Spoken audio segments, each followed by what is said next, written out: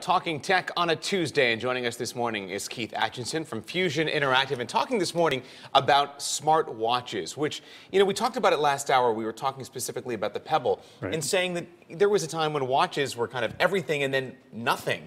They're coming back. They're making a big-time comeback. They're making a big comeback. Yeah, I mean, you can see the Apple Watch here behind us. It's, Apple, LG, Samsung, they're all jumping on, and you get the big fashion designers jumping in there as well. They're making a big comeback. Oh yeah, it's not just about the technology; Yeah. it's about how they look. Absolutely, that's a big part of it. Absolutely. Let's talk about some of the brands that are out there. We talked about Pebble last hour. We'll put that stuff online for you.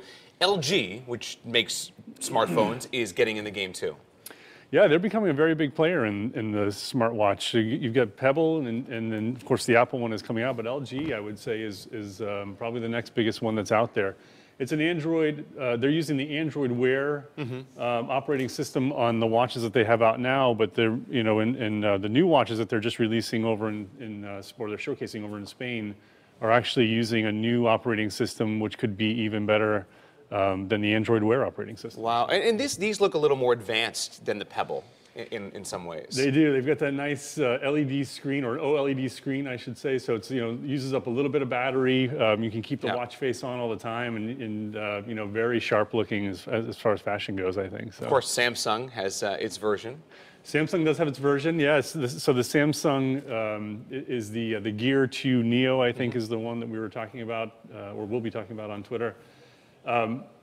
The thing about the Samsung is you have to have a Samsung phone to work with it. So some of these watches are really... It's not the operating system, it's the phone specific. Right, it's the whole ecosystem, of Samsung. You've got to have the phone, you've got to have the watch, and they want you to get the tablet too, I'm sure. So. All right, less than a minute left, but we have to talk, obviously, about the Apple Watch. Yeah. They've got their version. It's going to be unveiled. We've heard little bits have trickled out.